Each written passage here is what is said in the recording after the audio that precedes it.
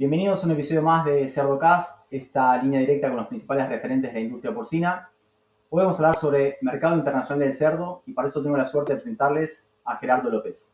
Gerardo, buenas tardes, ¿cómo estás? ¿Qué tal? Buenas tardes, Leandro. Qué gusto estar de nuevo contigo esta tarde y platicar con tu audiencia. Muchísimas gracias por la invitación. El gusto es nuestro, Gerardo, de tenerte acá. Gerardo, tuvimos un episodio hace aproximadamente un año, parece que pasó una década por la cantidad de acontecimientos de mercado, pero para los que no te escucharon aquella vez, me gustaría que brevemente nos resumas un poquito tu background y el rol que desempeñas actualmente. Claro que sí, Leandro. Muchísimas gracias. Sí, ya tiene un añito que platicamos. Habíamos platicando, como mencionabas, un poquito de tarifas. Ahora tenemos otros temitas importantes que están sucediendo en la industria. Mi nombre es Gerardo López, soy el director de PIC para Latinoamérica. Llevo con la industria, con PIC alrededor de 11, 12 años, trabajando con ellos en diferentes posiciones. Hace 2 años y medio que estoy a cargo de Latinoamérica. También llevo más de 27 años en la industria del cerdo, trabajando en diferentes áreas. Así que muchísimas gracias de nuevo por la invitación. Gerardo, hablamos, como bien dijiste, más o menos por abril, mayo del año pasado, que fue cuando se habían liberado el tema de las tarifas y generó un montón de ruido a nivel geopolítica, y habíamos hecho una especie de pronóstico de qué es lo que podía llegar a pasar durante el año 2025. Me gustaría que comencemos este episodio haciendo una especie de resumen de cómo fue el año, cómo lo viste vos, y nada, y qué dejó para la industria. Por supuesto, con gusto comenzamos. Pues yo resumiría como un año de transición hacia un mercado mucho más racional, lo que vimos durante el 2025. Digamos, no fue un año espectacular en términos de precios o márgenes récords como pudimos ver en algún otro año, pero sí fue un año muy importante porque marcó el cierre de un periodo muy largo donde teníamos una volatilidad muy grande. Veníamos de ciclos donde todo cambiaba todo el tiempo. Teníamos costos muy altos, los precios, la logística, y eso prácticamente impedía a nuestros productores una planificación con cierta tranquilidad hacia el futuro. Lo que pudimos ver en el 2025, empezamos a ver algo más diferente. Vimos un mercado más equilibrado, con fundamentos más claros y sobre todo más predecibles. Ahora, mucho cuidado con esto, pero lo que no quiere decir que fue un mercado más fácil en el 2025. De hecho, yo diría que es más exigente este año, el 2025, porque ya no tenemos esas volatilidades que pudimos ver en el pasado. Lo que realmente empieza a ser la diferencia entre nuestros productores en el año 2025 es cómo están ejecutando sus negocios. Creo que esa es la diferencia y eso es lo que veo para el 2025. Exacto. Bueno, cuando hablamos de equilibrado, bien lo dijiste, no quiere decir necesariamente que sea un mercado fácil, simplemente es que hay variables que son más constantes o más predecibles. Ahora, cuando hablamos de equilibrado o en dónde uno puede trabajar en términos de las variables, ¿a qué te referís específicamente? Mira, yo esto lo puedo dividir prácticamente en tres dimensiones, ¿sí? La primera, los costos, prácticamente los costos, ¿no? Es para todos un escenario muy que todos traemos en mente todo el tiempo. Es el escenario de granos que fue mucho más estable en años anteriores, ¿sí? Veníamos de ciclos, como te mencionaba anteriormente, con cambios muy fuertes. Y en el 2025 entramos a una dinámica más distinta, una mayor disponibilidad global, inventarios más holgados, y eso ayudó a contener los costos de alimentación, que al final del día es la principal variable que tenemos en nuestros negocios. La segunda sería la logística. Los costos de transporte venían muy presionados en años anteriores, en el 2024, y empezaron a normalizarse durante el 25. Eso tiene un impacto directo en la competitividad, sobre todo aquellos países en Latinoamérica que dependen mucho de exportaciones, ¿no?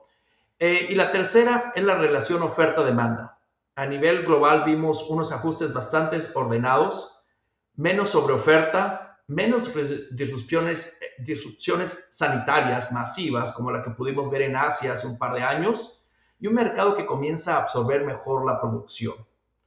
Todo esto en conjunto hizo que el negocio fuera mucho más predecible para este año. Pero esto sí es muy clave, que me gustaría recalcar un poquito aquí, Leandro. No necesariamente sea más rentable para todos. Sí, sí, sí. Y vos mencionás esto de de que es un mercado un poquito más ordenado y justo en un mes en el que hay ciertas variables a nivel globales que están disrupcionando un poquito el mercado, ¿no? Tiene impacto todo lo que está pasando a nivel geopolítica en la producción de cerdo y en la rentabilidad, ¿no? Así es. Yo diría que hoy estamos menos desordenados, ¿ok? Pero no necesariamente mejor. El mercado lo vemos un poquito más racional, sí, pero que está dando muy expuesto a factores externos, geopolíticos, principalmente lo que estamos viviendo en el Medio Oriente, en este caso, ¿no? Tenemos toda la presión de los costos de energía y eso no va a terminar ahí, eso es el comienzo. Yo creo que viene la parte de los transportes, los fertilizantes, los granos, todo lo que va a cambiar en un futuro. Precisamente esta semana tuve la oportunidad de estar con unos clientes y me invitaron a visitar su planta de alimentos porque había una expansión muy importante para ellos y fue muy interesante ver cómo ellos me platicaban. No hemos visto el impacto que puede causar el flete marítimo, pero ya vimos el impacto de los suministros que obtenemos, de la materia prima, hasta un 40%, ya que todo lo traemos de Asia y Europa. Entonces ya empezamos a ver esto, ¿no? Estos impactos. Lo que vemos, yo creo que lo que vemos en el mercado es más ordenado en su base, ¿sí? Pero todavía está muy sensible a los cambios externos, a la volatilidad y en lo que puede impactar en un macroeconómicamente. Gerardo, mencionás algo que creo que toda la audiencia está al tanto, está al corriente de los problemas que hay hoy en el estrecho de Hormuz y con toda la parte de abastecimiento de energía y el impacto que termina teniendo en otros commodities, por el tema de transporte. Eso yo lo escuchaba también en diferentes canales de discusión y demás. Se va a ver impactado el tema de el costo del alimento, el costo de la materia prima y el costo de la urea también, ¿no? Porque eso también fue disrupcionado, por así decirlo. Ahora, ¿qué impacto tiene esto? ¿Qué tenemos que tener en cuenta a la hora de pensar hacia adentro de la granja? No, correctamente. Estos todos impactos que nos van a generar a nivel global, todo lo que conviene. Yo creo que lo más rápido o lo que se siente más rápido en un productor es en los costos, especialmente en la alimentación. La producción porcina es extremadamente intensiva en el alimento, ¿no? Así que cualquier movimiento en el maíz, la soya, aunque pequeño sea, pega directamente en el costo por kilo producido de animal. Y ese impacto después termina reflejándose, por supuesto, en los márgenes, ¿no? Por eso muchas veces el productor no percibe primero el cambio del precio del cerdo, lo siente antes en lo que le cuesta producir cada kilogramo de carne para la venta. Excelente. Y Gerardo, y cuando pensamos en Latinoamérica, hay como hay escenarios diferentes, ¿no? Hay países que son importadores de materia prima, hay países que son productores, y mirando dándole un cierre al 2025, ¿cuáles fueron los ganadores y perdedores? ¿O qué comentarios nos puedes dejar de tu análisis? Claro, Latinoamérica, ¿no? Para el 2025. Bueno, desde mi punto de vista, en términos generales, Latinoamérica tuvo un buen año, pero con diferencias muy marcadas entre países. Y eso es importante decirlo con claridad. No estamos hablando de una región homogénea. ¿Y a qué me refiero con eso? Es que cada mercado tiene su propia lógica, sus propias reglas y sus propios tiempos. Hay países mucho más expuestos al comercio internacional, otros más concentrados al consumo interno, algunos con estructuras de costos más eficientes debido a su ubicación, puertos o producción, y otros mucho más sensibles a la inflación, a tipo de cambio, a cuestiones políticas. Entonces, aunque el contexto regional fue relativamente positivo para Latinoamérica, la forma en que se tradujo en resultados fue muy distinta según el país donde te ubiques. Y esa diferencia es clave, porque obliga a dejar de mirar Latinoamérica como un bloque único, porque vemos las diferencias por regiones, y empezar a gestionar un mercado por mercado, ¿no? País por país, con estrategias mucho más ajustadas a cada realidad local. Exacto, si no hay una receta que aplique a todas las producciones, ni a todos los países, ni a todas las granjas, ni a todos los momentos del año dentro de un sistema de producción. Ahí es donde uno tiene que estar todo el tiempo ajustando la vela. Si tuvieses que marcar las principales diferencias que viste en los países de Latinoamérica, ¿dónde estaría el foco? Oh, bueno, excelente, definitivamente Brasil. Brasil probablemente es el caso más sólido de la región, ¿no? Y lo es porque logró cambiar tres cosas desde mi perspectiva que siempre se han dado, que serán, ¿no? Uno es un crecimiento productivo, están creciendo productivamente, desempeñándose mejor cada vez, una expansión sostenida de exportaciones y un costo relativamente controlado, ¿no? La ubicación que tienen, lo que les tienen. Y no es menor, mantener esa competitividad en costos mientras sigues creciendo y ganando mercados fuera, es una comisión difícil de lograr las tres cosas al mismo tiempo, y lo cual se me hace estupendo lo que lograron hacer nuestros productores brasileños durante el 2025. Yo creo que además Brasil avanzó muy bien en la diversificación de distintos países para exportar. Ya no depende de un país o dos, o de uno o dos mercados, ¿verdad? Y eso definitivamente reduce muchísimo tus riesgos comerciales. Apostaron por Filipinas, les fue muy bien. Entonces hay muchísimas cosas que están haciendo nuestros amigos brasileños muy bien. Todo esto lo permite no solamente tener no todo esto le permite tener solo un buen año, sino consolidarse como uno de los grandes jugadores a nivel global, con una posición robusta, resiliente en muchos otros países. Enhorabuena por los brasileños, están haciendo excelente trabajo por esa parte. Sí, sí, sí, es un jugador importantísimo y que mueve mucho, tiene mucho volumen también y se puede aprender. Eso que vos mencionás está bueno porque uno puede mirar y decir, bueno, es un lindo ejemplo a seguir el tema de diversificar en exportaciones, porque hoy en día, más que nunca, te pueden cerrar una puerta de un momento para el otro y vos sabés lo que termina desencadenando eso en términos del precio del cerdo en el mercado interno. Y cuando pensamos en Brasil, obviamente es un país productor de materia prima. ¿Qué pasa en países como Chile, Colombia, que son importadores de materia prima? Oh, interesante cómo estás llevando la conversión de diferentes mercados, ¿no? Estos dos países, como mencionas, Chile y Colombia, son casos muy interesantes porque al fondo muestran dos modelos bastante distintos, tanto entre ellos como con Brasil, ¿no? En Chile, por ejemplo, el impulso vino sobre todo por el mercado interno, ¿sí? Desde mi perspectiva, por supuesto, en determinados momentos hubo una menor intensidad exportadora y eso ha permitido que la producción local ganara más participación dentro del consumo doméstico, mayor consumo doméstico. Por lo tanto, fue una forma de crecer más hacia adentro, ¿sí? Fortaleciendo su mercado interno y dando algo más de estabilidad al productor local, ¿no? Colombia, en cambio, mostró un crecimiento más estructural, ¿sí? Ahí vimos aumento en la producción, expansiones, aumento en el consumo también, pero al final del año empezó a sentirse una mayor depresión sobre los márgenes. Esto es principalmente debido a los costos y al efecto tipo de cambio. Entonces tienes dos historias positivas, pero con dinámicas muy diferentes, lo que platicábamos en un principio, donde no podemos tomar a toda Latinoamérica homogénica, sino hay que verlo por mercados. Excelente. Y pensando en México, que también es un país clave, es el segundo productor más grande de Latinoamérica, ¿qué conclusión tenemos mirando al 2025? Yo creo que México fue uno de los casos más positivos del año en términos de margen, ¿sí? Ahí se dio una combinación muy importante, una demanda interna muy sólida, bastante sólida, ¿ok?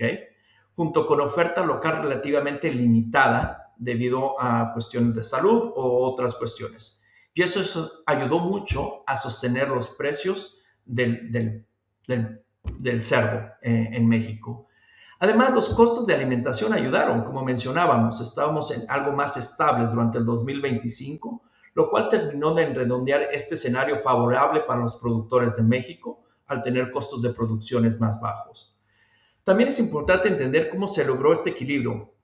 En buena parte vino acompañado por un aumento relevante de las importaciones. ¿Por qué es importante lo de las importaciones?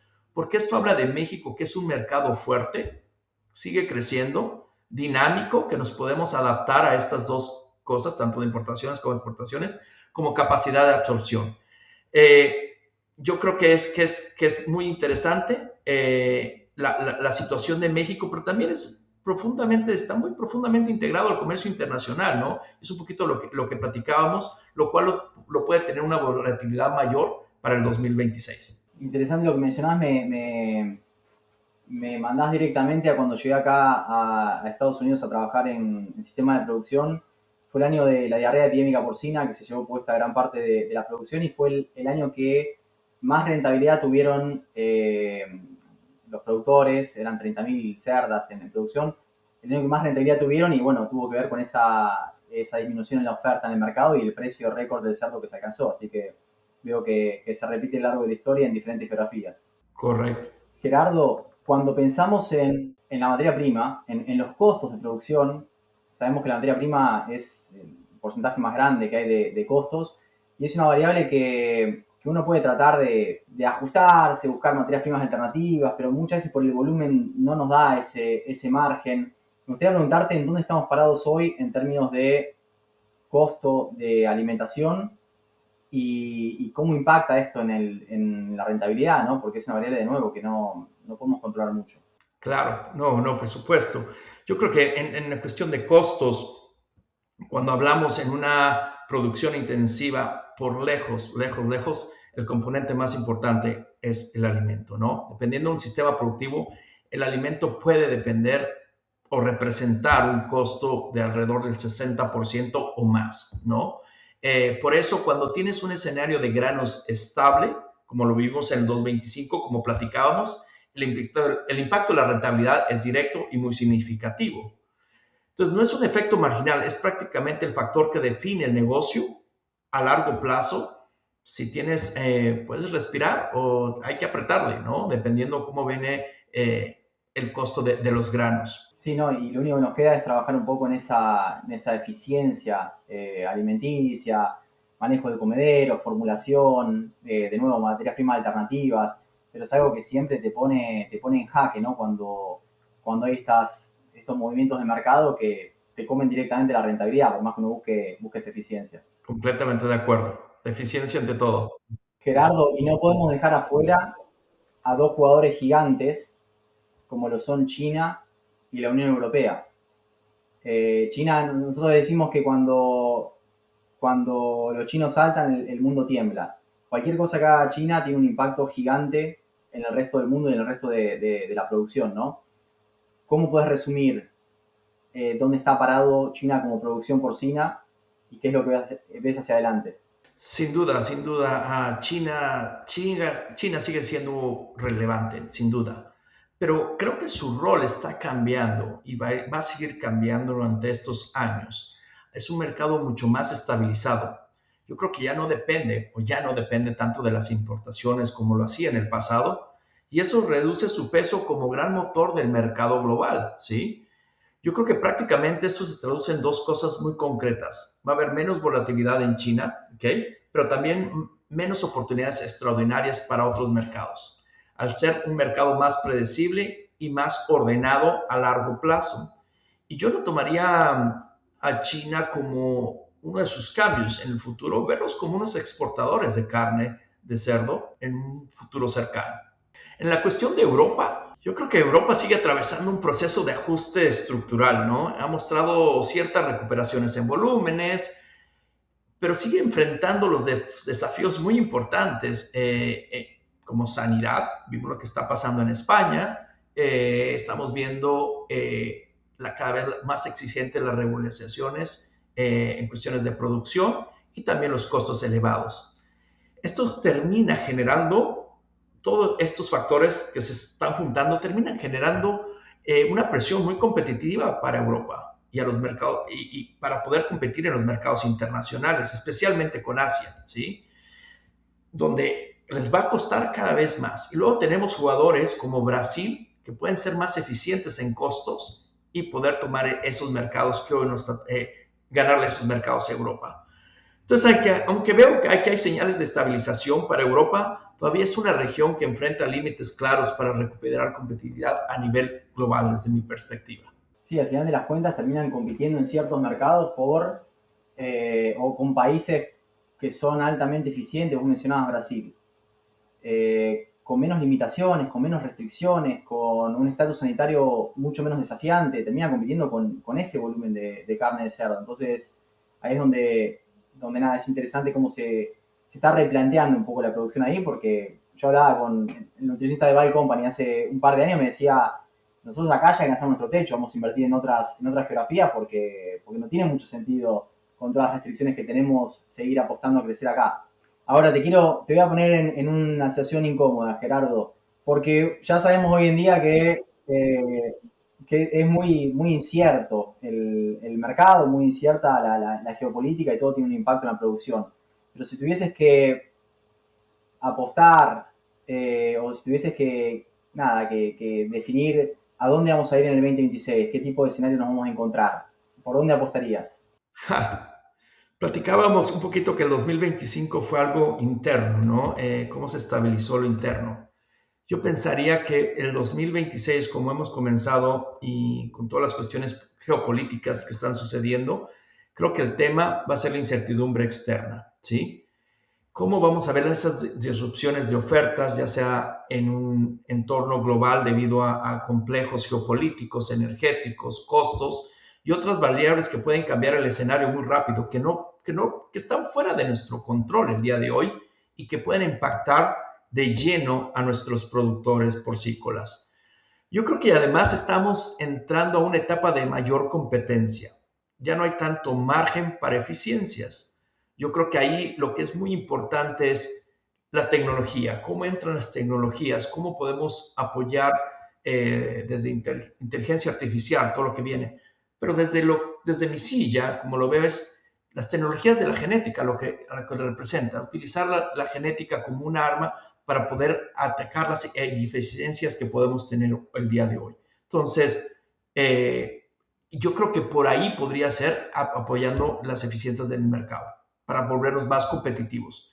Y sobrevivir y crecer depende mucho más y sobrevivir prácticamente sobre estas cosas externas que podrían afectar a nuestros negocios. Excelente. Gerardo, y para resumir un poco tu visión sobre aquellas variables sobre las cuales tenemos que trabajar más como para ser competitivos, pues sabemos que de nuevo, hoy predecimos algo y mañana, qué sé yo, viene Trump, te patea el tablero de nuevo, pero sobre lo que podemos controlar, ¿en dónde vos pondrías el foco para ser lo más competitivo posible independientemente del escenario? Excelente pregunta, Leandro. Yo creo que lo resumiría en tres cosas muy claras. La primera, eficiencia productiva, ¿sí?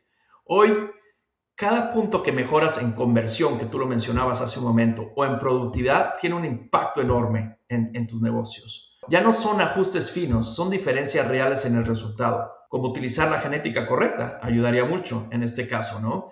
La segunda es gestión de costos.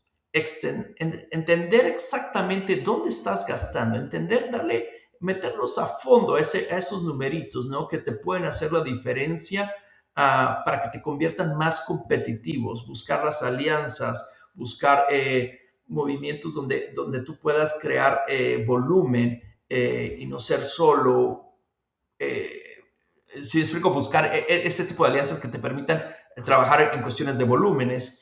Y la tercera es una capacidad de adaptación a los cambios, porque el mercado va cambiando, ¿no?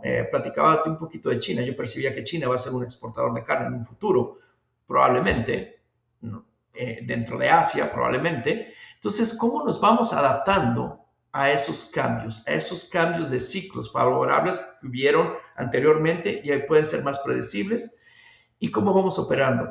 Pero al final creo que en este nuevo contexto, yo creo que la rentabilidad no va a venir del mercado, va a venir de que también ejecutes en tu negocio.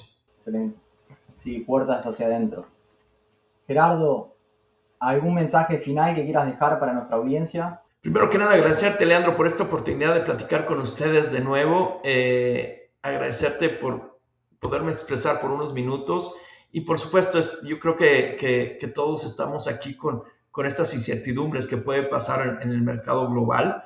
Pero también estamos emocionados por las cosas nuevas que vienen. Yo creo que hay cosas muy interesantes en tecnología Payset tiene una tecnología muy importante que estamos a punto de lanzar en el mercado, lo cual va a beneficiar a nuestros productores en el futuro. Yo creo que vienen cosas muy buenas, hay que estar ahí, hay que trabajar fuerte, buscar las eficiencias, buscar cómo reducir costos y adaptarnos. Con eso me quedo, Leandro.